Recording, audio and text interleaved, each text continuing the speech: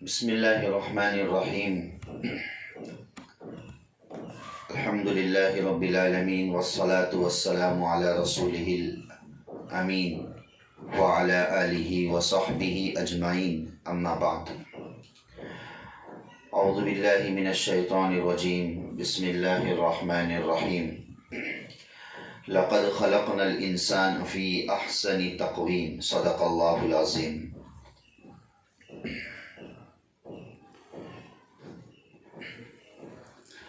وقال النبی صلی اللہ علیہ وسلم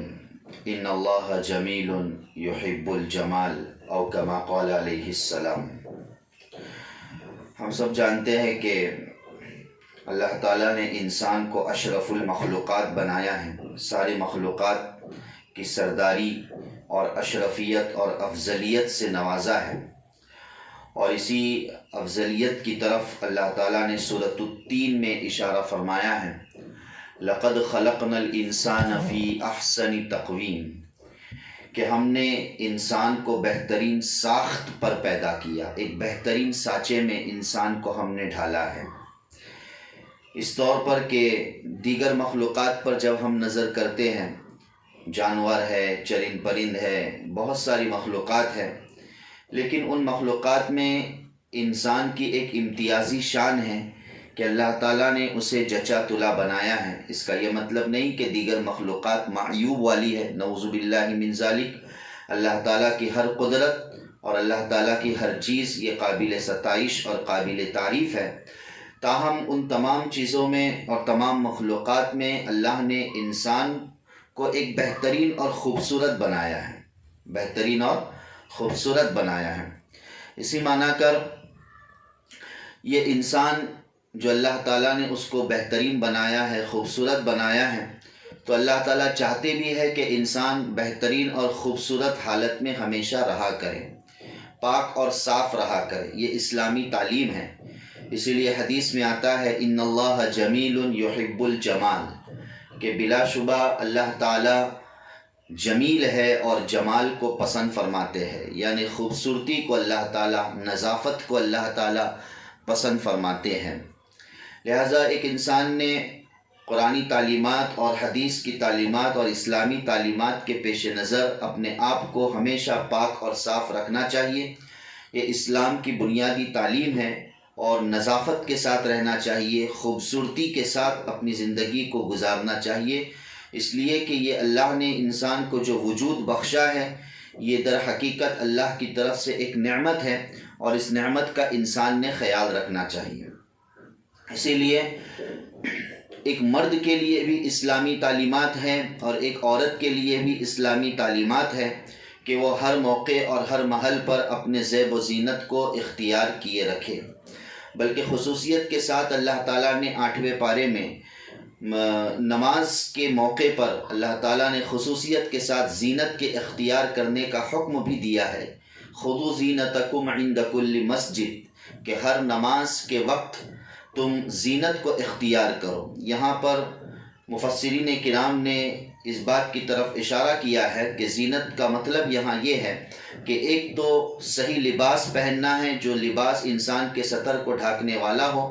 اور مزید یہ کہ چونکہ اللہ کے حضور بندہ کھڑا ہو رہا ہے، اس لیے ایک اپنی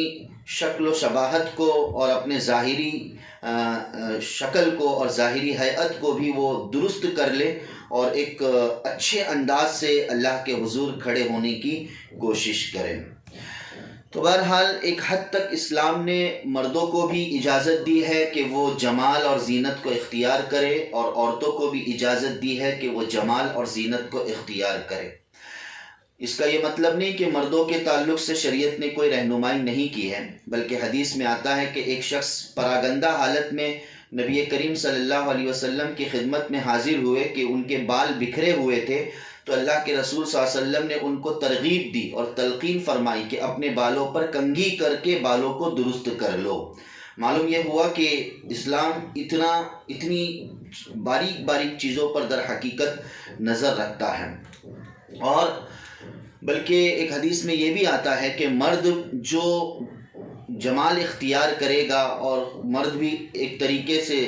اپنی حد اور شریعت کے دائرے میں رہتے ہوئے جو جمال اختیار کرے وہ بھی اپنی گھر کی عورتوں کے لیے یعنی گھر کی بیوی کے لیے اپنی بیوی کے لیے کیا ہے وہ جمال کو اختیار کرے، اس کی یہ نیت ہونی چاہیے۔ ورنہ حدیث میں یہ بات بھی آتی ہے کہ بنی اسرائیل میں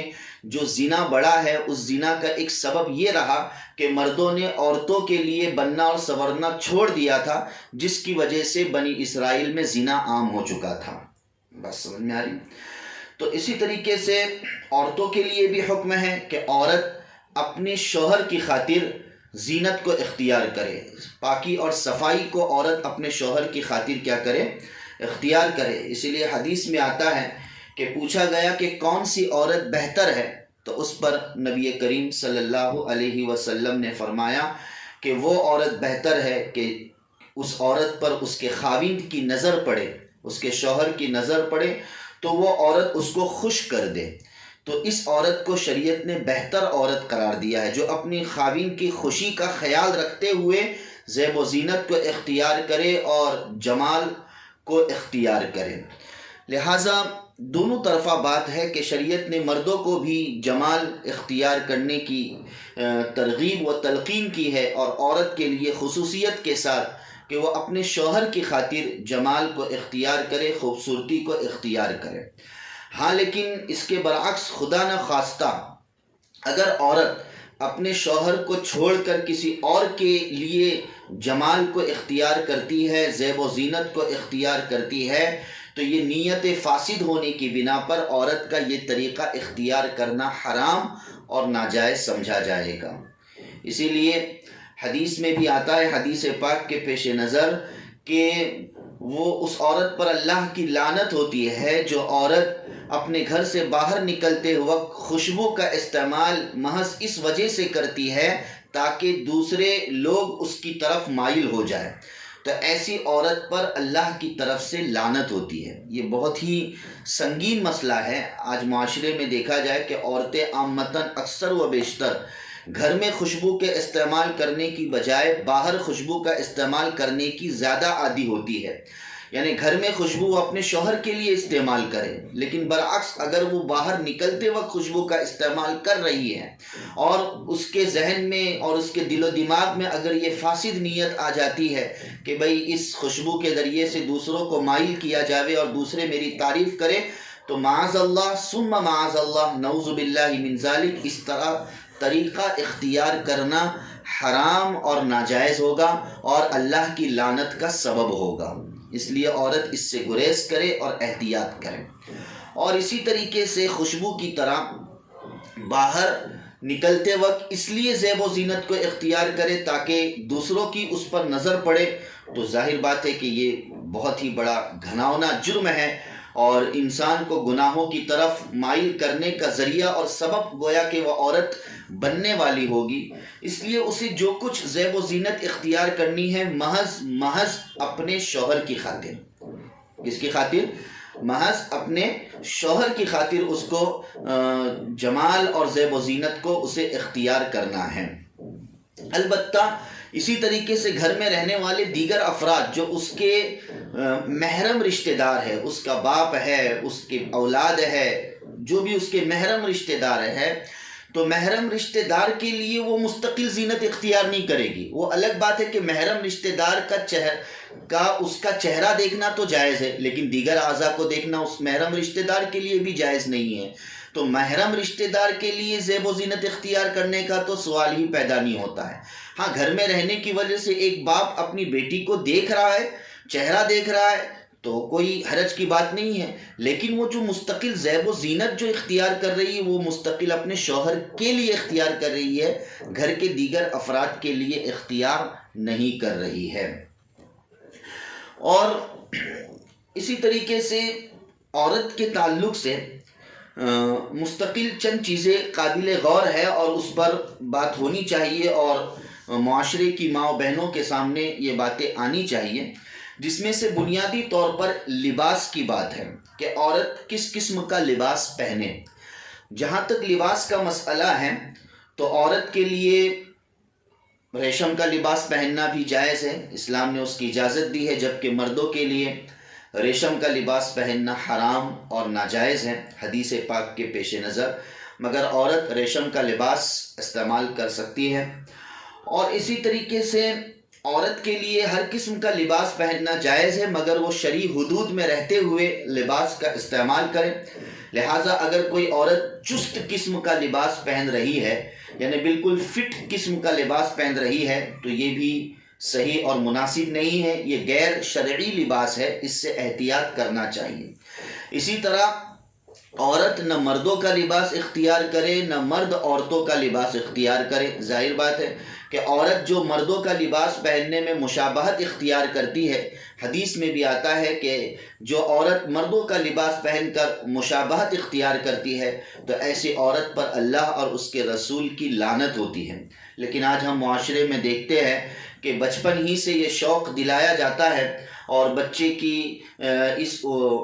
کے ساتھ میں سرپرست اور پیرنٹس مل جاتے ہیں اور اس طریقے سے انہیں جینس اور نہ جانے اس طریقے کے مردانہ لباس پہنانے کی کوشش کی جاتی ہے، لیکن صراحتاً شریعت میں حرام اور ناجائز ہے۔ ہم دیکھتے ہیں کہ بڑی بڑی بچیاں اور بڑی بڑی لڑکیاں جو مردانہ قسم کے لباس پہنتے ہیں، نہ باہر پہننا ان کے لیے جائز ہے، نہ گھر کے حدود میں پہننا جائز ہے۔ بعض لڑکیاں یہ سمجھتی ہے کہ گھر میں مردانہ لباس اس طرح ٹی شرٹس یا کہہ لیجئے کہ پینٹس اور جینس پہننا جائز ہے، یہ غلط بات ہے۔ گھر کے اندر بھی پہننا اس طرح ناجائز اور حرام ہے، اور گھر کے باہر بھی اس طرح پہننا ناجائز اور حرام ہے۔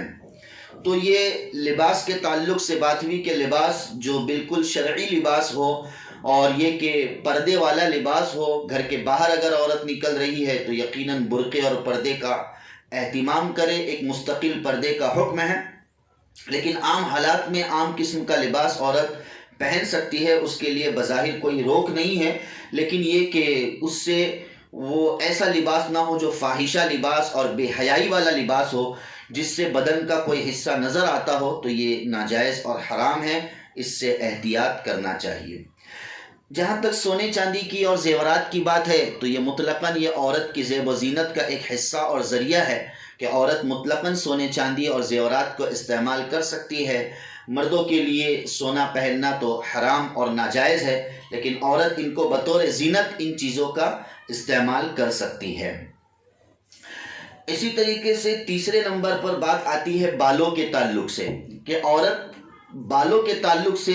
زیب و زینت میں کیا نظریہ عورت نے رکھنا چاہیے اور کیا تصور رکھنا چاہیے، اس سلسلے میں اسلامی کیا نظریہ ہے۔ تو بالوں کے سلسلے میں یہ بات ملتی ہے کہ یہ بال اللہ تعالیٰ کی طرف سے ایک فطری قدرتی عطائی بال ہے، تو اس کی حفاظت بھی کرنی چاہیے۔ جو اللہ نے بال عطا فرمائے ہیں اس کو کٹ کرنا اور اس کے اندر نہ جانے دوسرے بالوں کو جوڑنا، جو آج کل میک اپ سسٹم میں شاید ممکن ہے کہ کیا جاتا ہو، تو اس طرح بالوں کو بالوں سے جوڑنا اور نقلی بال لگانا، حدیث میں بھی ہے لعن اللہ الواصلہ والموصولہ، کہ اللہ تعالیٰ نے بالوں کو لگانے والے اور جن کو لگایا جا رہا ہے ان پر دونوں پر اللہ تعالیٰ نے لعنت فرمائی ہے۔ تو اس طرح نقلی بال لگانا یا اور اس کے اندر بالوں کا اضافہ کرنا یہ بھی ناجائز اور حرام ہے۔ ہاں البتہ جو قدرتی بال اللہ کی طرف سے ملے ہیں، عورتوں نے چونکہ بال عورت کے لیے زینت کا ایک بہترین ذریعہ اور طریقہ ہے، اللہ تعالیٰ کی طرف سے ایک نعمت ہے، تو حتی الامکان ان بالوں کا وہ استعمال کریں، صحیح استعمال کریں، ان کی حفاظت کریں، بس اسی طریقے سے شریعت کی طرف سے رہنمائی ملتی ہے۔ اسی طریقے سے چوتھے نمبر پر معاملہ آتا ہے ناخن کا۔ ناخن کے سلسلے میں بعض عورت ماڈرن ذہن رکھنے والی مائیں بہنیں اور عورتیں جو غیروں کی نقالی کرتے ہوئے اپنے ناخنوں کو بے انتہا بڑھاتی ہے، اور اپنے ناخنوں کو بڑا رکھنا یہ گویا کہ قابل فخر سمجھا جاتا ہے اور اسٹائل کے طور پر اس کا استعمال کیا جاتا ہے۔ نعوذ باللہ من ذالک، اسلام میں یہ ناجائز اور حرام ہے۔ مرد حضرات بھی اپنے ناخنوں کو نہ بڑھائیں اور عورتیں بھی اپنے ناخنوں کو نہ بڑھائیں، بلکہ بعض روایات کے پیش نظر اس کی ایک لمٹ اور اس کی ایک حد ملتی ہے کہ جو شخص ان چیزوں کو یعنی 40 دن تک ناخن کو نہ کاٹے تو بعد میں وہ گناہگار ہو جاتا ہے۔ اس لیے ایسی صورت میں جہاں تک ہو سکے ناخن اگر فوراً بڑھ رہا ہے تو اس کو کاٹنے کی عادت ڈالے۔ اس طرح ناخنوں کو بڑھانا اور مزید اس پر پالش کرنا، نیل پالش جو کیا جاتا ہے غالباً، تو یہ صحیح اور مناسب نہیں ہے، اس معنی کر کے اس طرح نیل پالش کرنے کی بنا پر اس پر ایک ساخت اور جرم جمع ہو جاتی ہے جو وضو اور غسل کے لیے مانع بنتی ہے کہ بسا اوقات ان چیزوں کی وجہ سے صحیح طریقے سے پانی اس جگہ تک نہیں پہنچ پاتا ہے، اس لیے ان چیزوں سے احتیاط کرنا چاہیے۔ اسی طریقے سے ناخن کے ضمن میں ایک دوسرا امر یہ بھی آتا ہے کہ لپسٹک لگانا۔ عامتاً عورتوں میں یہ بہت رواج ہے لپسٹک لگانے کے سلسلے میں۔ اس سلسلے میں فقہائے کرام نے رہنمائی اس طور پر فرمائی ہے کہ سب سے پہلی بات کہ یہ لپسٹک کس چیز سے بنایا جاتا ہے اس کی تحقیق کی جاوے۔ اکثر و بیشتر لپسٹک کا استعمال اگر خدا نخواستہ اگر گندی چیز سے بنایا جاتا ہے اور غلط جانور کے ذریعے سے بنایا جاتا ہے جو جانور حرام اور ناجائز ہے، اگر اس کا اس لپسٹک میں استعمال ہوتا ہے تو اس چیز کا استعمال کرنا ناجائز اور حرام ہے۔ اور اگر تحقیق سے یہ بات معلوم ہو جائے کہ لپسٹک میں بظاہر اس طرح اس غلط جانور کی کوئی آمیزش نہیں ہے، تو ایسی صورت میں فقہائے کرام نے اگرچہ اس کے استعمال کی اجازت تو دی ہے، تاہم یہاں بھی وہی مسئلہ آئے گا جو ناخن میں پالش کرنے کا جو مسئلہ ہے کہ اگر اس لپسٹک کو لگانے کی وجہ سے ہونٹوں پر جرم جمع ہو چکی ہے اور ساخت جمع ہو چکی ہے جو وضو اور غسل کے لیے مانع بنتی ہے کہ وضو اور غسل کے لیے پانی اندر تک نہیں پہنچ پائے گا، تو پھر ایسی صورت میں گویا کہ جب وضو نہیں ہوگی تو ہماری نماز بھی نہیں ہوگی۔ لہٰذا جہاں تک ہو سکے اس چیز کو گویا درگزر کریں، ان چیزوں کا استعمال ہی نہ کریں، نہ ناخن پر پالش کا استعمال کریں اور اسی طریقے سے نہ ہی لپسٹک کا استعمال کریں۔ پتہ نہیں کہ اس چیز میں کون سی غلط چیز ملی ہوئی ہو جو ہمارے چہرے پر حرام چیز لگ جاوے، یا ہے کہ اگر حلال ہو بھی تب بھی ایسی صورت میں وضو اور غسل کے لیے وہ چیز مانع بھی بنتی ہوگی۔ اور دوسری بات یہ ہے کہ آپ اچھے طریقے سے اس کو جانتے اور سمجھتے ہوگے کہ بھئی اللہ نے جو خوبصورتی دی ہے اور اللہ نے جو جمال دیا ہے وہ خوبصورتی اور جمال یہ اس کے ظاہری جسم میں ہے اور اس کے ظاہری چہرے میں ہے، نہ یہ کہ ان چیزوں کے استعمال کرنے کی وجہ سے خوبصورتی میں اضافہ ہوتا ہے، بلکہ بسا اوقات ان چیزوں کا استعمال خود انسان کے جسم کی جلد کو گویا کہ گندا پراگندہ اور یہ کہ بیماری والا بھی ایک حد تک بنا سکتا ہے اور بنا دیتا ہے۔ لہٰذا ان چیزوں کا استعمال حتی الامکان نہیں کرنا چاہیے، اس سے بچنا چاہیے۔ میں خصوصاً مدرسے کی طالبات سے گزارش یہ کروں گا کہ اس سلسلے میں بہت احتیاط کریں اور نہ خود ان چیزوں کا استعمال کریں، لپسٹک کا اور ناخن پالش کا، اور نہ ہی کسی کو کرنے کے لیے کہے، بلکہ ان چیزوں کو درگزر کرنے کے تعلق سے ہی لوگوں میں تلقین اور ترغیب دیں، اس لیے کہ یا تو وہ چیز حرام اگر ہوگی تو معاملہ غلط ہوگا، یا دوسرے درجے میں ہماری نماز کے بھی مسائل آ سکتے ہیں۔ لہٰذا ان چیزوں سے بچیں اور ان چیزوں میں اپنے وقت کو ضائع نہ کریں۔ جو زیب و زینت اختیار کرنی ہے وہ صرف شرعی حدود میں رہتے ہوئے زیب و زینت اختیار کرنی ہے۔ آپ زیورات آپ پہن سکتے ہیں، اپنے بالوں کو سنوار سکتے ہیں، بہترین سے بہترین لباس پہن سکتے ہیں، اور اسی طریقے سے شوہر کے لیے بیوی بن سنور سکتی ہے اپنی حد میں رہتے ہوئے۔ آج کل کے جو پارلر سسٹم ہے جو بیوٹی پارلر کے نام سے مشہور ہے اور عورتیں مستقل وہاں جا کر زیب و زینت کو اختیار کرتی ہیں، تو پہلے ان لوگوں کو پوچھ لینا چاہیے کہ بھائی وہاں کیا معاملات ہوتے ہیں۔ اگر وہاں پر اس طرح غیر شرعی چیزیں ہوتی ہیں تو وہ ناجائز اور حرام ہیں، جن میں سے ایک ایبرو کا مسئلہ بھی کافی پارلر میں چلتا ہے کہ بھائی ایبرو کو کٹ کیا جاتا ہے اور باریک سے باریک بنایا جاتا ہے، یہ بھی حرام اور ناجائز ہے حدیث کے روشنی کے پیش نظر کہ اس طرح بالوں کو کاٹنا اور گدوانا اللہ تعالیٰ کی اور رسول صلی اللہ علیہ وسلم کی لعنت ہوتی ہے، اس لیے بالوں کا یعنی ایبرو کو کٹ کرنا اور باریک کرنا یہ بھی ناجائز اور حرام ہے۔ لہٰذا ان چیزوں سے اپنے آپ کو بچانا چاہیے۔ تو بہرحال یہ عورتوں کے تعلق سے کچھ بنیادی زیب و زینت اختیار کرنے کے کچھ بنیادی نکات تھے، کچھ بنیادی امور و مسائل تھے جس پر ایک مختصر سی روشنی ڈالی گئی ہے، اور سب سے بہتر یہ ہے کہ عورت زیب و زینت تو اختیار کرے ہی، اور ہمیشہ برقعے کا، اور یعنی گھر سے باہر ہو تو برقعے کا استعمال کرے، اور گھر میں ہو تو نقاب کا یعنی کیا کہتے ہیں اس کو، دوپٹے کا استعمال کرے، اپنے سر کو ڈھانپے رکھے، اور بہترین طریقے سے اپنے حجاب کا صحیح طریقے سے استعمال کرے، یہ اس کے حق میں بہترین خوبصورتی ہے۔ اور پھر مزید خوبصورتی یہ ہے کہ عورت ہمیشہ باوضو رہنے کی عادت ڈالے، گھر میں ہو،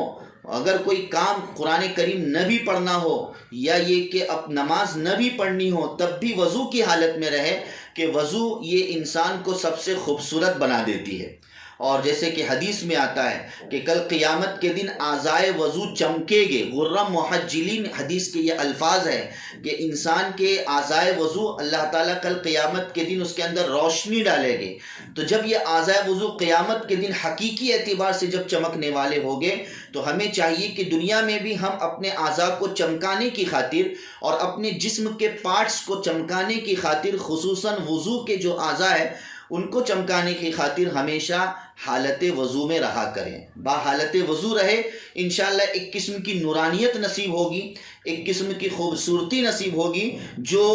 جن کے سامنے یہ لپسٹک کا استعمال کرنا، پالش کا استعمال کرنا اور دیگر چیزوں کا استعمال کرنا کوئی معنی اور کوئی مطلب نہیں رکھتا۔ بات سمجھ میں آ گئی؟ لہٰذا یہ چند مختصر سے زیب و زینت کے اختیار کرنے کے تعلق سے کچھ بنیادی اور اہم مسائل تھے، اس کو سمجھنا چاہیے اور حتی الامکان اس پر شرعی ذہن رکھتے ہوئے ہمیں اس پر عمل کرنا ہے کہ جو شریعت میں جائز ہے ہم اسی کو اختیار کریں گے، اور جو شریعت میں ناجائز ہیں ہم خود بھی بچیں گے اور ہمارے معاشرے کی ماؤں اور بہنوں کو اور بچیوں کو بھی بچانے کی انشاءاللہ فکر اور کوشش کریں گے۔ اللہ تعالیٰ سمجھ کی توفیق نصیب فرمائے۔